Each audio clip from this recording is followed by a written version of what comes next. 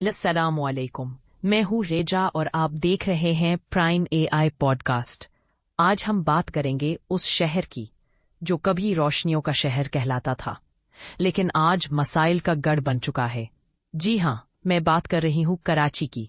कराची पाकिस्तान का माशी दिल, एक ऐसा शहर जो कभी तरक्की, रोशन ख्याली और जिंदगी की अलामत था। मगर आज वही शहर बदनज़मी, गंदगी और बदनिज़ामी की तस्वीरी कहानी बन चुका है। गलियों में गड्ढे ज्यादा, सड़कें कम, हर जगह टूट फूट, हर सिमत अफरा तफरी, और हालिया बारिशों ने इस तबाही को जैसे आईने में दिखा दिया हो। तजावुजात का राज है, कब्जा माफिया का अलग निजाम। पार्किंग खत्म होने के बावजूद माफिया आज भी शहरियों से जबरदस्ती पार्किंग फीस वसूल कर रहा है। पानी वो अब नलकों से नहीं आता बल्कि टैंकरों से खरीदा जाता है, और बिजली वो तो बस झलक दिखाकर गायब हो जाती है। हुकूमत और शहरी हुकूमत दोनों एक ही जमात यानी पाकिस्तान पीपल्स पार्टी के पास हो तो सवाल ये पैदा होता है, फिर जिम्मेदार कौन है? उन्हीं सवालात पर गुफ्तगू के लिए आज हमारे साथ मौजूद है बुशरा एन खान। वो एक मारूफ शहरी उमूर की तज्जियाकार हैं और कराची के मसाइल पर गहरी नजर रखती हैं। बुशरा, सबसे पहले तो खुश आमदीद। कराची के हालात दिन बदन बदतर होते जा रहे हैं।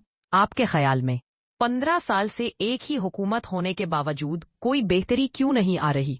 वालेकुम अस्सलाम, शुक्रिया रिचा। देखें, ये बात अब छुपाए नहीं छुपती। कराची वाकई बद से बदतर हो चुका है। सड़कों पर गड्ढे, उबलते गटर, ट्रैफिक जैम और शहरियों की जिंदगियां रोज खतरे में हैं।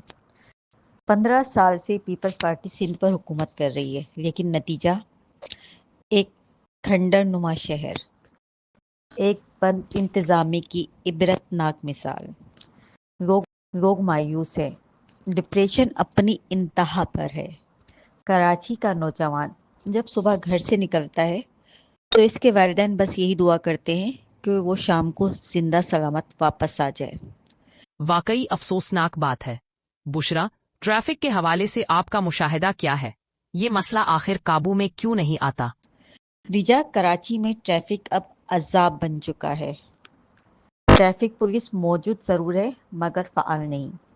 ज़्यादातर एहलकार वो हैं जिनका ताल्लुक शहर से नहीं, इन्हें अवामी मुश्किलात का सामना है। ज़्यादातर एहलकार वो हैं जिनका ताल्लुक शहर से नहीं, इन्हें अवामी मुश्किलात का एहसास ही नहीं है। ये आम शहरियों को रोककर जुर्माने करते हैं, मगर बड़ी गाड़ियों, ट्रकों और पब्लिक ट्रांसपोर्ट को कोई नहीं रोकता। क्यों? क्योंकि वहाँ मंथली बंधी हुई है। और यही वो ट्रैफिक है, हैवी गाड़ियाँ, चिंची, रक्शे, बेहंगम बसें जो इस शहर को एक मुसलसल अजियत में मुब्तला की हुई। आपने ट्रैफिक का हाल देखा है बसेस का? लोग जब ऑफिस जा रहे होते हैं या ऑफिस से घर आ रहे होते हैं, बसेस की छतों पे लोग बैठे हुए होते हैं, दरवाज़ों में लटके हुए होते हैं।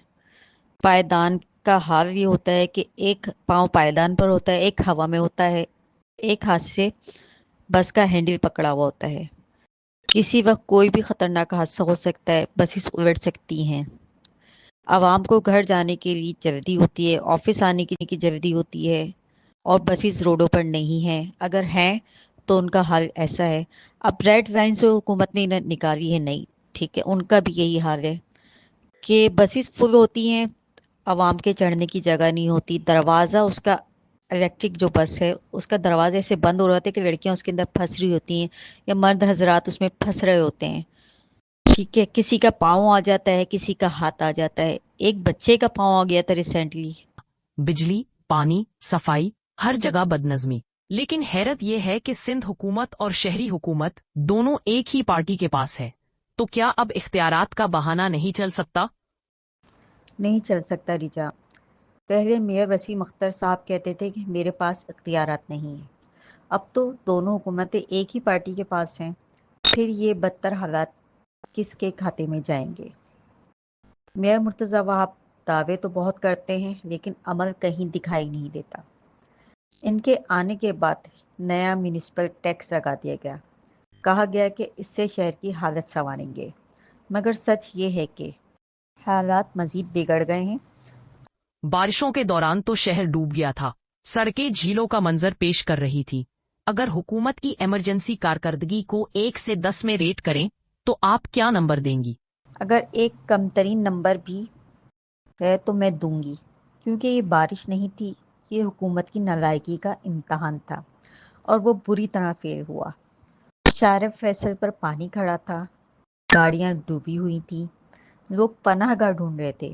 پھر مزاحیہ بہانے یہ کہ 14ویں رات تھی، چاند گرہن تھا، سمندر نے پانی واپس نہیں لیا۔ خدا کے لیے، یہ 21ویں صدی، دنیا بارش کے پانی سے بجلی بنا رہی ہے اور ہم اب بھی چاند گرہن پر بہانے تراش رہے ہیں۔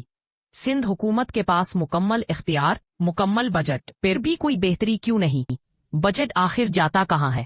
بجٹ وہ کاغذوں میں نظر آتا ہے، اشتہارات میں نظر آتا ہے، لیکن زمین پر کچھ بھی نہیں۔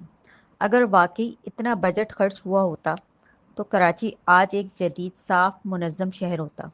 لیکن حقیقت یہ ہے کہ یہاں دودھ شہد کی نہر نہیں بلکہ گٹر کا پانی بہہ رہا ہے۔ کرپشن اس نظام کا حصہ بن چکی ہے۔ ایسا لگتا ہے جیسے بغیر رشوت کے پتہ بھی نہیں ہلتا۔ یہی وجہ ہے کہ شہری اب مایوس ہو چکے ہیں۔ انہیں لگتا ہے کہ حکومت ان کی نہیں بلکہ مافیا کی ہے۔ اگر سندھ حکومت کو مزید 10 سال مل جائیں، کیا کراچی بہتر ہو پائے گا؟ ریجا، اگر انہیں 100 سال بھی دے دیں تب بھی کراچی بہتر نہیں ہوگا، کیونکہ مسئلہ وسائل کا نہیں، نیت کا ہے۔ نظام کرپٹ ہے، ترجیحات ذاتی ہیں اور عوام کے درد کا کوئی پرسان حل نہیں۔ بشرا، آپ کا تجزیہ تلخ ضرور تھا، لیکن حقیقت سے انکار ممکن نہیں۔ کراچی آج بھی پاکستان کا دل ہے، لیکن لگتا ہے یہ دل اب بیمار ہو چکا ہے۔ اگر علاج نہ کیا گیا تو یہ دل ہمیشہ کے لیے بند بھی ہو سکتا ہے۔ ریجا، یہ تو ایسے مسائل ہیں کراچی کے، سڑکوں کے، ٹریفک کے، جن پر جتنی بات کی جائے کم ہے۔ یہ پروگرام بھی ہمارا چھوٹا پڑ جائے گا، پھر انشاءاللہ کسی اور پروگرام میں تفصیل سے بات ہوگی۔ اسی کے ساتھ میں آپ سب سے اجازت چاہوں گی ریجا۔ اللہ حافظ، اپنا بہت خیال رکھیے گا۔ کیا واقعی سندھ کے شہری اور دیہی علاقوں کے درمیان امتیاز بڑھ رہا ہے؟ تب تک کے لیے خدا حافظ۔